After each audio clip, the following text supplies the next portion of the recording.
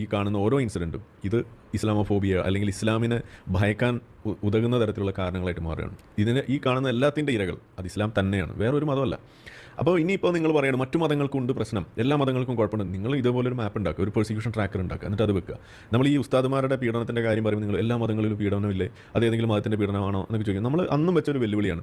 ഞാൻ ഉസ്താദുമാരുടെ പീഡനം വെക്കാം, നിങ്ങൾ വേദപാഠ ക്ലാസ്സിലോ അല്ലെങ്കിൽ മറ്റേ സൺഡേ സ്കൂളിൽ നടക്കുന്ന പീഡനത്തിൻ്റെ കണക്ക് വെക്കുക, നമുക്ക് ഒരു മത്സരമാക്കി കളയാം. എന്ത് പറയുന്നു? നീ ഇത്രയും പറഞ്ഞ സ്ഥിതിക്ക് നമുക്ക് കാറ്റഗറി ആക്കി എടുക്കാം. നമുക്ക് ഇപ്പം നമ്മൾ ഒരു ക്രിസ്ത്യാനിറ്റി എന്ന് പറഞ്ഞാൽ നമുക്കറിയാം, പള്ളി മഠങ്ങളിലും അവിടെയും ഇവിടെയും കന്യാസ്ത്രീകൾ പീഡിപ്പിക്കപ്പെട്ട കഥകളും അച്ഛന്മാർ, അവിടുത്തെ അച്ഛന്മാർ, ഞാൻ എല്ലാവരും അല്ലോട്ടെ പറയട്ടെ, അവിടെ ചില അച്ഛന്മാർ ഇതുപോലെ കന്യാസ്ത്രീകളും അതുപോലെ അവിടെ വരുന്ന വീട്ടമ്മമാരും പല ആൾക്കാരും പീഡിപ്പിച്ച കേസുകൾ ഇഷ്ടം പോലെ നമ്മുടെ നാട്ടിൽ പോകുന്നുണ്ട്. കേരളത്തിൽ തന്നെ, ഈ ഇന്ത്യയിൽ അങ്ങോട്ട് ഉത്തരേന്ത്യയിൽക്കോ അല്ലെങ്കിൽ പുറത്തോട്ടൊന്നും പോകണ്ട, കേരളത്തിലുണ്ട് എന്നുള്ളത് നിനക്കറിയാലോ. വെറുതെ ഗൂഗിൾ ചെയ്ത് നോക്കിയാൽ മതി, ഇഷ്ടം പോലെ നിങ്ങൾക്ക് കിട്ടും. ഇനി അത് പോട്ടെ, രണ്ടാമത്തെ കേസ് എടുക്കാം നമുക്ക്.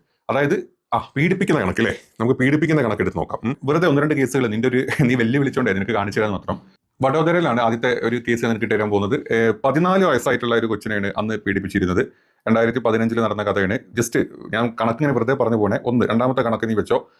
ക്രൈംബ്രാഞ്ച് CID തമിഴ്നാട് പോലീസാണ് അത് കണ്ടുപിടിച്ചത്. രണ്ടാമത്തെ കണക്ക് ടെമ്പിൾ പ്രീസ്റ്റ് ഒരു വുമണ്ണെ റേപ്പ് ചെയ്ത കേസാണ്. അത് തമിഴ്നാട്ടിലുള്ള കേസായിരുന്നു. പിന്നത്തെ case priest Baba Balaknath rape for a woman after giving drug laced, അതായത് ഡ്രഗ് കൊടുത്തിട്ടാണ് അത് പീഡിപ്പിച്ചിരുന്നത്. ഇന്ത്യ ടുഡേയിൽ വന്ന കണക്ക് കേട്ടോ. പിന്നെ ബംഗാൾ മാൻ അക്യൂസ് ഇസ്കോൺ ടെമ്പിളിലെ പ്രീസ്റ്റാണ്, അല്ല എന്താ പറയുക, മോങ്കാണ് റേപ്പ് ചെയ്തത് ഒരു മനുഷ്യന്, ഒരു ആണിനെയാണ്, അല്ലാണ്ട് പെണ്ണിനല്ല. ഞാൻ കണക്കെടുത്ത് നിരത്തി കഴിഞ്ഞാൽ ഒരുപാടുണ്ട്, ഇത് ലിസ്റ്റ് ഔട്ട് ചെയ്ത് വെച്ചിട്ടില്ല എന്ന് മാത്രം. അപ്പോൾ നമ്മൾ ഈ ബീഫിന്റെ കണക്കെടുത്ത് നോക്കുകയാണെങ്കിൽ ഇന്ത്യയിൽ മോദി സർക്കാർ വന്നതിന് ശേഷം ഒരു സ്റ്റഡീസ് ആട്ടോ, ഞാൻ വെറുതെ തള്ളുന്നതല്ല, 86 killed in cow related violence since 2010 are Muslim. 86% are Muslim. 97% attacks after Modi government came to power. അതായത് മോദി ഗവൺമെന്റ് വന്നതിന് ശേഷമാണ് 97% ബീഫിന്റെ പേരിൽ ആൾക്കാർ കേസ് രജിസ്റ്റർ ചെയ്തിരിക്കുന്നത്. അതിൽ 86% കൊല്ലപ്പെട്ട ആൾക്കാർ അല്ലെങ്കിൽ അതിന്റെ ഇടി കിട്ടിയ ആൾക്കാർ മുസ്ലിങ്ങളാണ്. പിന്നെ കൊല്ലുന്ന മറ്റൊരു മെത്തേഡ് ഉണ്ട്, ജയ് ശ്രീറാം വിളിച്ചിട്ടില്ല എന്ന് പറഞ്ഞിട്ടുള്ള പേരിലാണ് അടുത്ത കൊലപാതകം. ഈ പറഞ്ഞ തീവ്രവാദികൾ, നിനക്ക് ചെല്ലും ചെലവും തിന്ന് നിന്നെ കൊണ്ട് ഈ പറയിപ്പിക്കുന്ന തീവ്രവാദികൾ ജയ് ശ്രീറാം വിളിച്ചിട്ടില്ല എന്നും പറഞ്ഞ പേരിൽ കൊന്നതിന്റെ ലിസ്റ്റാണ് നീ സൈഡിൽ കാണുന്നത്. ആളുടെ പേര് എങ്ങനെ എവിടെ വെച്ച് ആൾ മൊത്തം നിനക്കറിയാം. ഹംസ അമീദ്, ബുറ അലി, മുസല്ലിൻ, ആസാദ് മുഹമ്മദ്, മുഷ്റഫ്, അഖിൽ അഹമ്മദ്.